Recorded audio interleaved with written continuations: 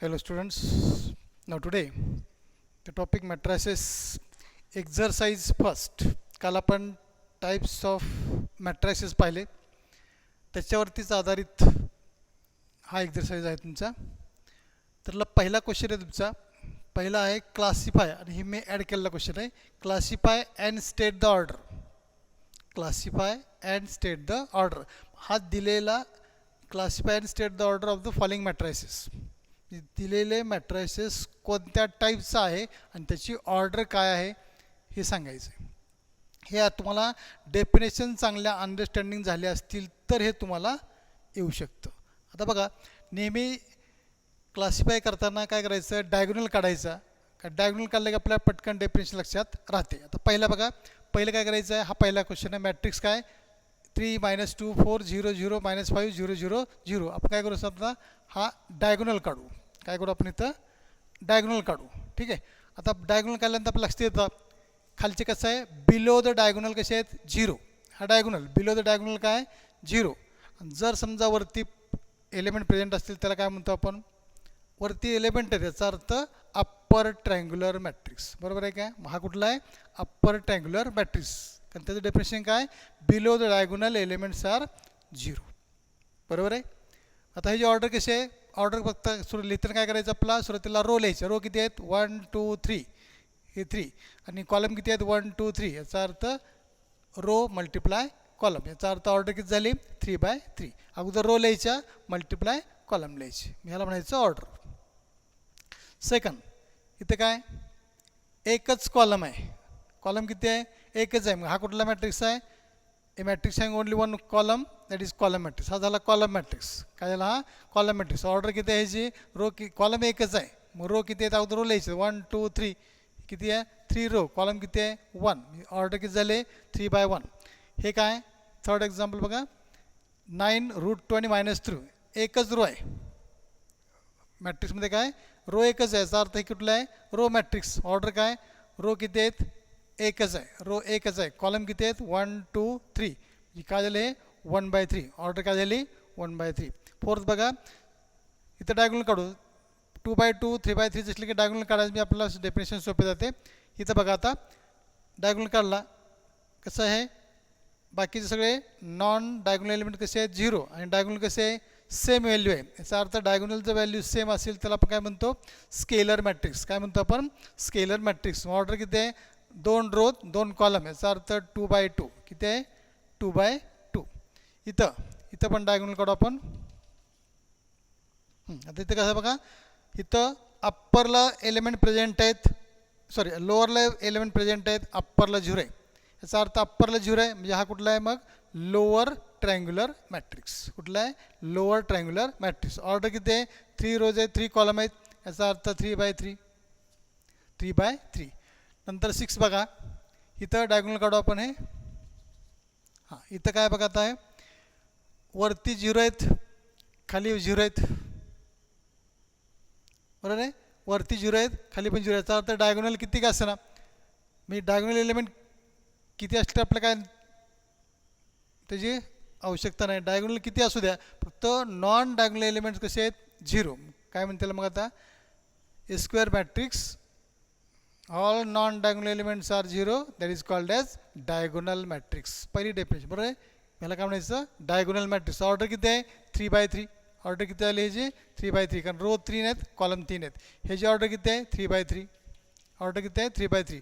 इथं डायगोनल काढू.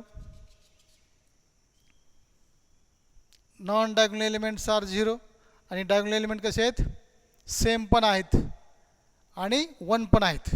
सेम असेल तर स्केलर पण होतो, हा स्केलर पण होऊ शकतो, कारण काय डायगोनल सेम आहेत. पण इथं व्हॅल्यू कशी आहे 1 आहे. डायगोनलची व्हॅल्यू किती आहे, ऑल डायगोनल्स किती आहेत 1. याचा अर्थ काय, युनिट मॅट्रिक्स किंवा आयडेंटिटी मॅट्रिक्स. युनिट मॅट्रिक्स किंवा आयडेंटिटी मॅट्रिक्स.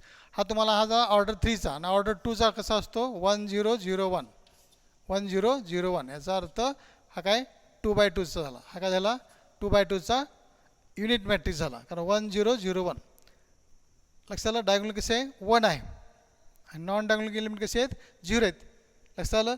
तुम्हाला क्लासिफाय म्हणजे कुठलाही तुम्हाला मॅट्रिक्स दिला तर तो क्लासिफाय करता आला पाहिजे आणि त्याची ऑर्डर पण तुम्हाला लिहिता यायला पाहिजे. ऑर्डर लिहायला काय अवघड नाही. रो किती आहेत सुरुवातीला लिहायचं, मल्टिप्लाय कॉलम किती आहेत ते लिहायचे, त्याला म्हणायचं ऑर्डर.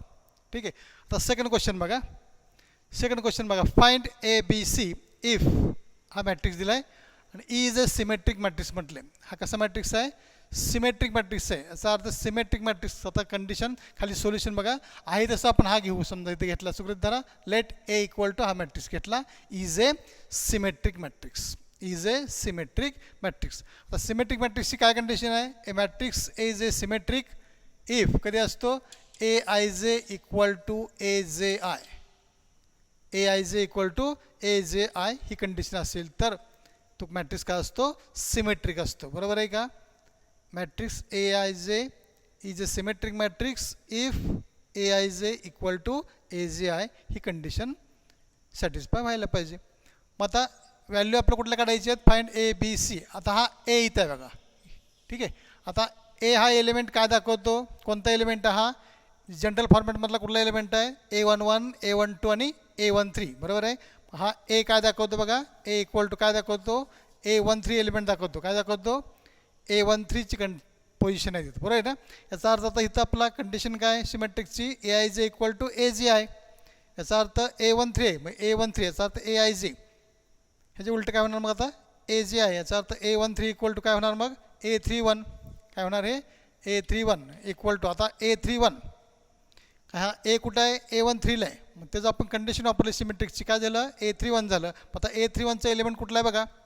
A31 याचा अर्थ थर्ड रो फर्स्ट कॉलम. हे थर्ड रो फर्स्ट कॉलम हा. याचा अर्थ काय झाला? -4. देअरफॉर ए इक्वल टू काय झालं मग हे? -4. ए इक्वल टू -4. अगदी सिम्पल एक्झाम्पल असतात. नंतर बी.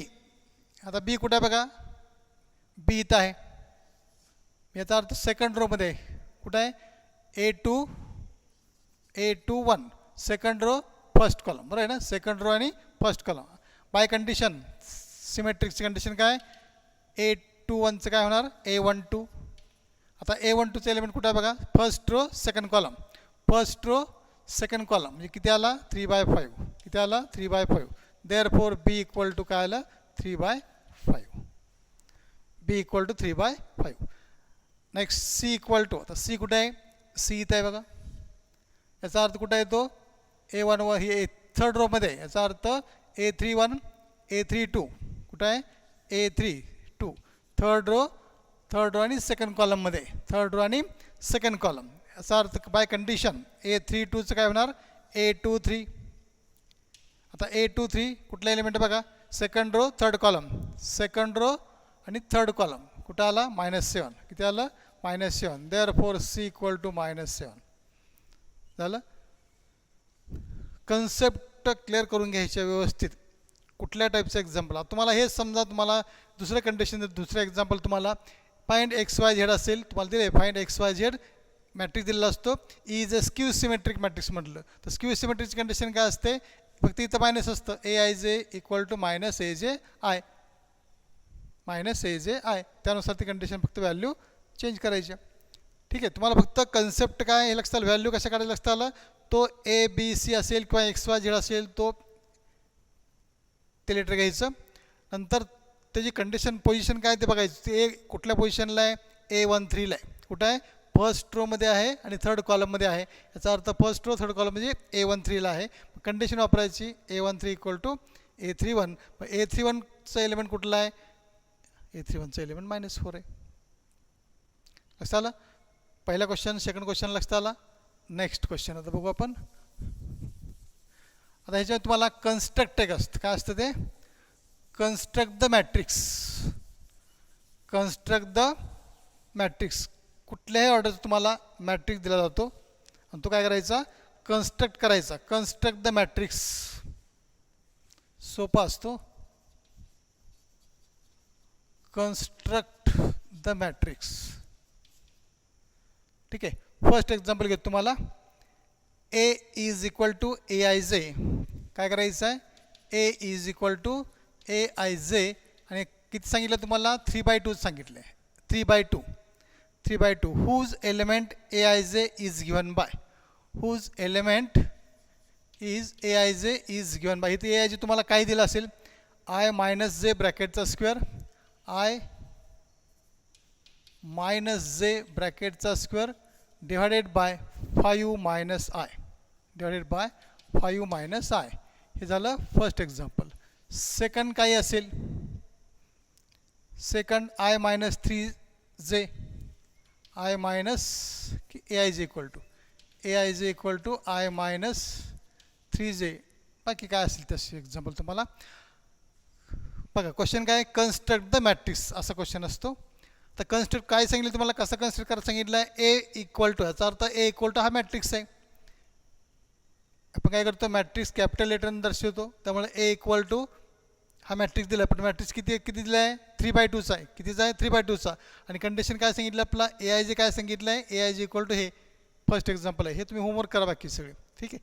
आता तुम्हाला सोल्युशनमध्ये बघा, सोल्युशनमध्ये आपण A equal to A I J 3/2. तर 3/2चा कसा असतो आहे, 3/2चा बघा, A is equal to A I J matrix 3/2. याचा अर्थ 3/2 म्हणजे काय, रो किती आहे 3, कॉलम किती आहे 2. आता जनरल फॉर्मॅट लिहायचा. याचा अर्थ किती आहे, A11 नंतर A12, कॉलम किती आहेत आपले 2च आहेत, त्यामुळे 2च कॉलम घ्यायचे. रो किती घ्यायचे आहेत, 3 घ्यायच्या, A11 A12. दुसरा परत काय झाला, सेकंड रो A21 A22 आणि थर्ड रो A31 A32. हा झाला का 3/2. 3 रो झाल्या आणि 2 कॉलम झाले, 3 रो 2 कॉलम. हा जनरल फॉर्मॅट जसा तुम्हाला विचारलेला आहे तसा तो काय करायचा, कन्स्ट्रक्ट करायचा, तसा घ्यायचा. 3/3 असेल तर आपलं 3/3 घे. समजा तुम्हाला हे सांगितलं ए इक्वल टू ए आय जे 3/3 बनलं. याचा अर्थ काय येईल, A11 A12 A13 A21 A22 A23 A31 A32 आणि A33 असं 3/3 येईल. मग ते प्रत्येक एलिमेंट फाइंड आउट करायचा. ह्याच्यातलं काय करायचा, प्रत्येक एलिमेंटची व्हॅल्यू आपला फाइंड आउट करायची आणि शेवटी तो जो काय मॅट्रिक्स होतो तो लिहायचा. त्याला म्हणायचं कन्स्ट्रक्ट द मॅट्रिक्स. झालं सोल्युशन, ठीक आहे. आता बघू आपण, आता पहिला एलिमेंट काढायचा आपला. गिवन काय बघा, गिवन काय दिले, A I J. First exam काय, A I J equal to I minus J ब्रॅकेटचा square divided by 5 minus I, 5 minus I. झालं.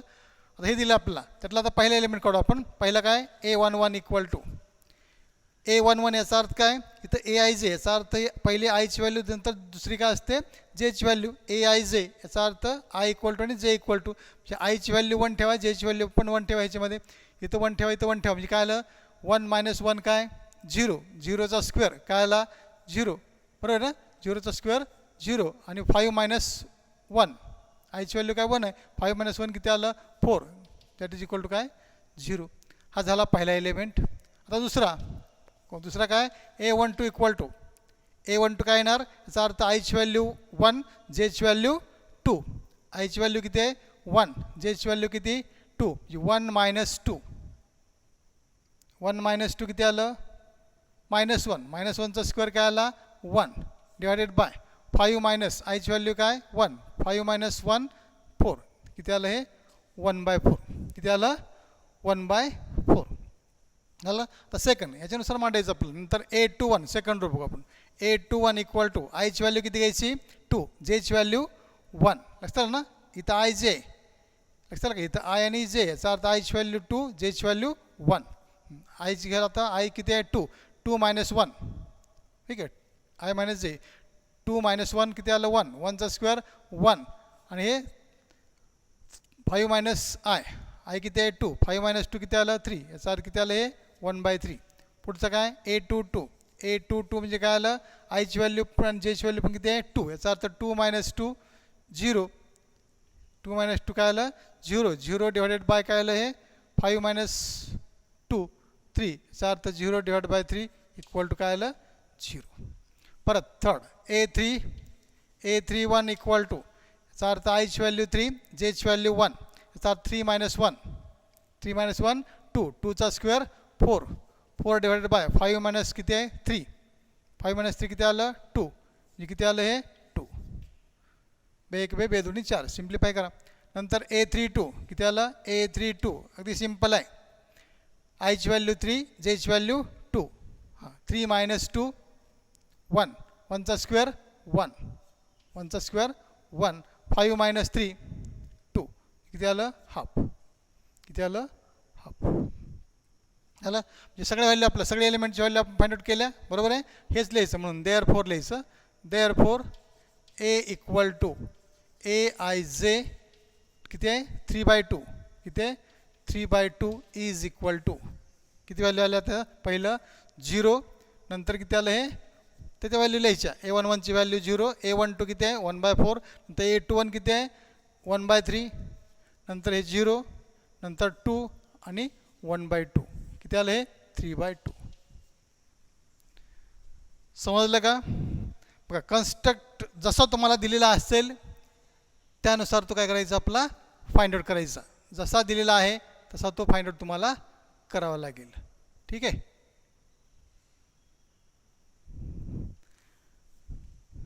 समजलं का. कन्स्ट्रक्ट आपल्याला या ठिकाणी या मेथडनं करता येतो. तुम्हाला कुठलाही दिला असेल तरी काही अडचण नाही. तुम्हाला बाकीचं फक्त कन्सेप्ट काय आहे ते लक्षात ठेवायचं. तुम्हाला ए इक्वल टू मॅट्रिक्स ऑर्डर कितीही दिले असेल, 2/3 असेल, 3/3 असेल, 3/2 असेल, काय असेल तो जनरल कन्स्ट्रक्ट करून घ्यायचा, जनरल लिहायचा. दिलेला आहे तो किती बाय कितीचा तो लिहायचा आणि याच्या प्रत्येकाच्या व्हॅल्यू फक्त फाइंड आउट करायच्या जे तुम्हाला इथं कंडिशन दिले असेल त्यानुसार. इथं सेकंड एक्झाम्पल काय A11 AIJ equal to I-3J, याचा अर्थ A11 म्हणजे काय आयची व्हॅल्यू 1, जेची व्हॅल्यू 1 ठेवायची, आयची व्हॅल्यू 1, जेची व्हॅल्यू 1 ठेवायची. जी काय व्हॅल्यू येईल ते A11ची व्हॅल्यू येईल, त्यानुसार बाकीचं तुम्हाला व्हॅल्यू काढता येतील. ओके. बाकीचं जे काय एक्झाम्पल असतील ते होमवर्कसाठी करा, प्रॅक्टिस करा. If any difficulty you can ask. ठीक आहे. गुगल मीट आपली ज्या वेळेस होते त्यावेळेस तुम्ही ते आपण डिस्कस करू. मात्र सोडवत चला. रोजच्या रोज जे काय तुम्ही व्हिडिओ लेक्चर पाहता तो रोजच्या रोज काय करा सोडवत चला, एक्झरसाईज सोडवत चला. मी तुमच्या लक्षात येईल काय चाललंय ते. ठीक आहे. नंतर पुढचा आपला पार्ट आहे, पुढचा क्वेश्चन आहे तुमचा A find A transpose of A transpose. पुढचं काय find A transpose of A transpose if A equal to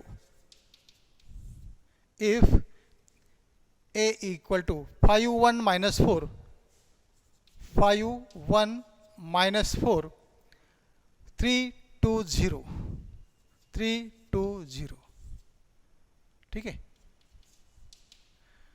find A transpose of A transpose if A equal to दिले. एक एक्झाम्पल घेतो फक्त, प्रत्येक नमुन्यात तुम्हाला लक्षात येईल काय ते. तर सोल्युशनमध्ये काय घेऊ आपण, solution let A equal to this matrix, A is equal to this matrix. ठीक आहे. आता आपल्याला काय करायचं आहे, सुरुवातीला ए ट्रान्सपोज काढायचं आहे, परत त्याचा ट्रान्सपोज घ्यायचा आहे. मी शेवटी व्हॅल्यू काय येते हेच येते. ट्रान्सपोज म्हणजे काय करायचं आपला, ए ट्रान्सपोज म्हणजे काय करायचं आहे, interchanging rows and columns, interchanging rows and column करायचे. याचा अर्थ A transpose equal to A transpose. याची ऑर्डर काय बघा आता, ह्याची ऑर्डर काय, रो किती आहेत 2 आहेत, रो किती आहेत 2 आहेत, कॉलम किती आहेत 3 आहेत. ठीक आहे. इंटरचेंज केलं, ट्रान्सपोज केलं की ऑर्डर पण चेंज होते. जर समजा सेम असेल तर तेच राहते, 2/2 3/3 असेल तर आहे तेच राहते, पण 2/3 असेल तर 3/2 होतं इंटरचेंज केले की, कारण रोजचं कॉलम होतात, कॉलमचे रो होतात. ठीक आहे. इथे काय आता ए ट्रान्सपोज म्हणजे आपलं इंटरचेंज करायचे, फर्स्ट रो ते फर्स्ट कॉलम घ्या, याचा अर्थ 5 1 minus 4, second row second column, याचा अर्थ 3 2 0. रो किती झाल्या 3 झाल्या, कॉलम किती झाले 1 2.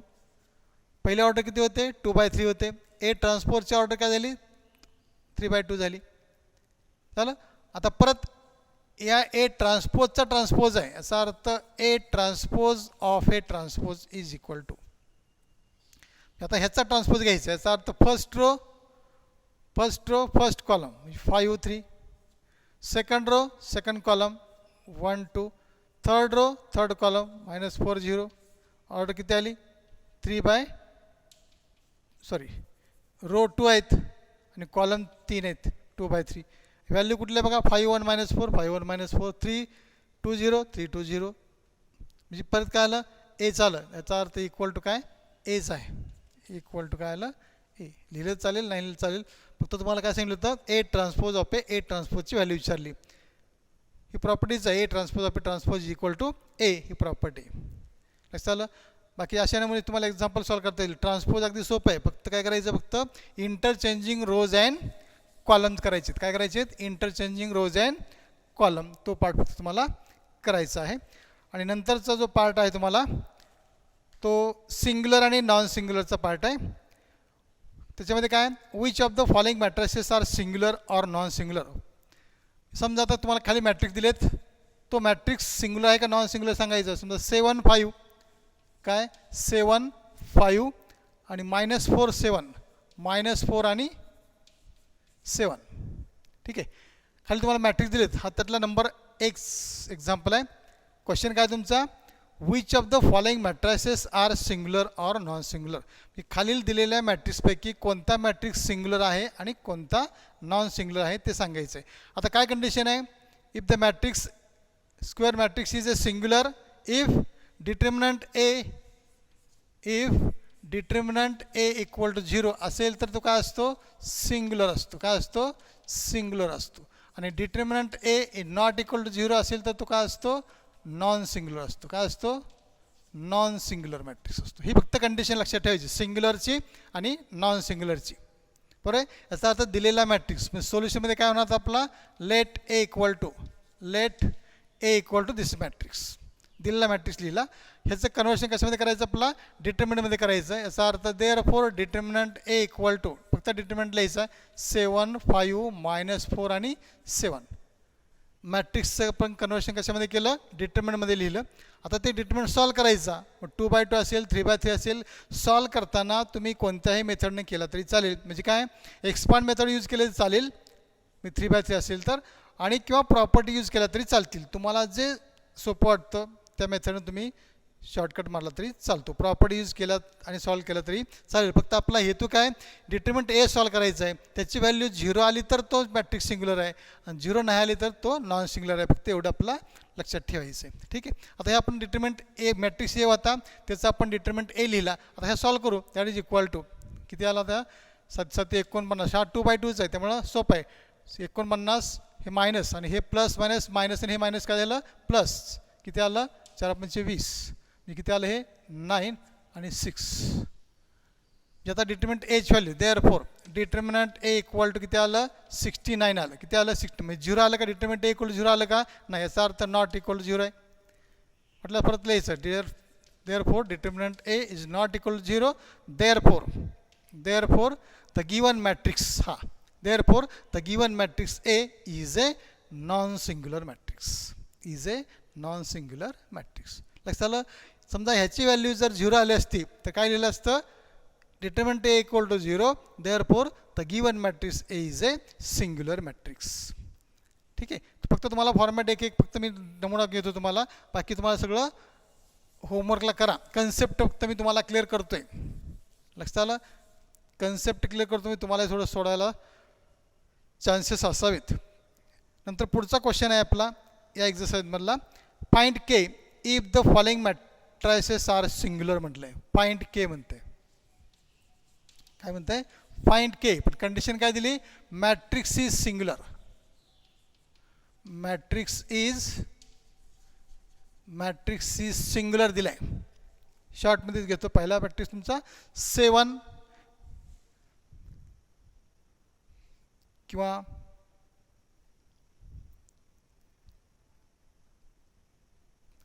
पहिला काय बघा, हां 7 7 3 7 3 आणि -2k हा तुम्हाला दिलेला मॅट्रिक्स आहे. ठीक आहे. आता लेट ए इक्वल टू म्हणा, सोल्युशनमध्ये काय, let A equal to this matrix. काय विचारलं आहे, फाइंड के विचारलं आहे. काय दिलं आहे, find K if the following matrix are singular. Condition काय सांगितली, सिंग्युलर सांगितले. याचा अर्थ सिंग्युलरची कंडिशन काय असते, डिटर्मिनंट ए इक्वल टू 0 असते. बरोबर आहे ना.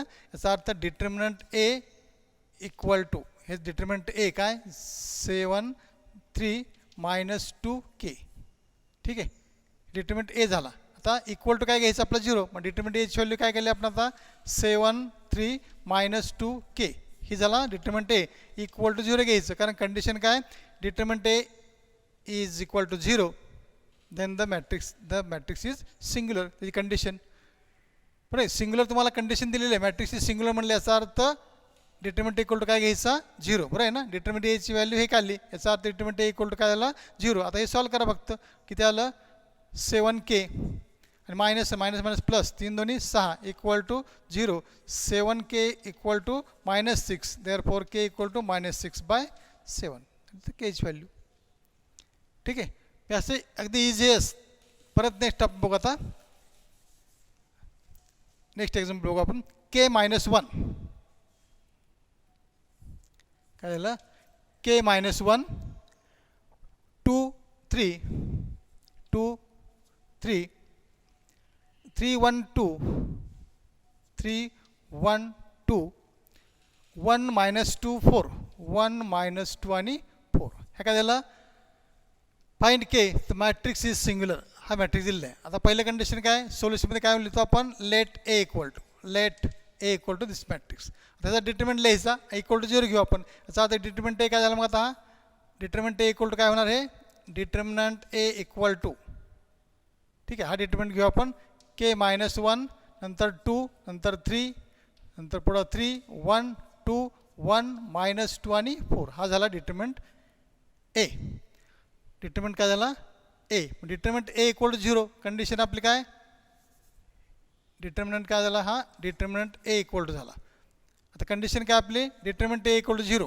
Therefore determinant A equal to 0 therefore आता डिटर्मिनंटची व्हॅल्यू मग आता इथंच मी काय करतो हा परत लिहितो याचा अर्थ k-1 2 3 नंतर 3 1 2 1 -2 आणि 4 इक्वल टू 0 आलं बरोबर आहे हा झाला मॅट्रिक्स ए त्याचा आपण लिहिला डिटर्मिनंट ए नंतर आता कंडिशन मॅट्रिक्स ए सिंग्युलर म्हटलं याचा अर्थ डिटर्मिनंट ए इक्वल टू 0 असेल तर तो सिंग्युलर असतो त्यामुळे डिटर्मिनंट ए त्याची व्हॅल्यू इक्वल टू 0 घेतलं कारण का कंडिशन बरं आहे आता हे फक्त सॉल्व करा 3/3 आहे सॉल्व करा काय आलं हे देअरफॉर काय आलं k-1 पहिला घेतला याचा अर्थ हे cancel row cancel column cancel किती आलं 4 मायनस आणि हे मायनस मायनस प्लस काय झालं 2 × 2 4 हे झालं पहिला एलिमेंट दुसरा मायनस हे कॅन्सल किती आलं 3 चौक 12 -2 बरोबर आहे -2 नंतर प्लस मायनस तर प्लस 3 हे कॅन्सल किती आलं 3 दोन्ही -6 आणि -1 इक्वल टू 0 पुढे इक्वल टू 0 लिहायला विसरायचं नाही कारण आपण केची व्हॅल्यू काढायची आहे मग तिथे किती आलं k-1 × 4 + 4 8 -2 किती आलं 10 + 3 आणि -7 इक्वल टू 0 बरोबर आहे का अगदी सिम्पल कॅल्क्युलेशन आहे आता 8 ने मल्टिप्लाय करा इथं किती आलं 8k - 8k आणि -8 -10 दोन्ही 20 आणि 7 × 21 -21 इक्वल टू 0 आता 8k इक्वल टू अगोदर 8k सगळं मायनस हे मायनस आहे ठीक आहे मी किती आलं 2 हे 8 आणि 1 9 8 आणि 1 9 झालं नंतर 2 आणि 2 किती झालं 4 इक्वल टू 0 बरोबर आहे 8k इक्वल टू काय आलं 49 सगळं मायनस आहे त्यामुळे ॲडिशन केलं आपण -8k - 49 इक्वल टू 0 देअरफॉर इथे लिहितो मी पुढे काय आलं therefore 8k equal to 49 therefore k equal to काय आलं 49 / 8 this is the value of k तुम्हाला 3/3 असेल 2/2 असेल फक्त 3/3 असेल ती एक्सपांड मेथड वापरायची किंवा प्रॉपर्टी वापरून तुम्ही सोडलं चालते आपला फक्त k ची व्हॅल्यू काढायची आहे फाइंड k काढायचं आहे फक्त कंडिशन काय दिली आहे द मॅट्रिक्स इज सिंग्युलर दिलं आहे मॅट्रिक्स सिंग्युलर कधी असतो डिटर्मिनंट ए इक्वल टू 0 असेल तर त्यामुळे दिलेला फक्त डिटर्मिनंट ए घ्यायचा डिटर्मिनंट ए घेतला की ती इक्वल टू फक्त 0 घ्यायचं आहे बाकी सॉल्व करायचे आणि सिंग्युलर मॅट्रिक्स आहे का नॉन सिंग्युलर ओळखण्यासाठी काय करायचं आपल्याला फक्त डिटर्मिनंट ए सॉल्व करायचा जर त्याची व्हॅल्यू 0 आली तर तो सिंग्युलर आणि नाही आला तर नॉन सिंग्युलर ठीक आहे आता इथं आपला एक्झरसाइज फर्स्ट आपली पूर्ण झालेली आहे त्याच्यातले जे काही एक्झाम्पल असतील ते तुम्ही सॉल्व करा ठीक आहे बाकीचे डिफिकल्टी विचारा तुम्ही नंतर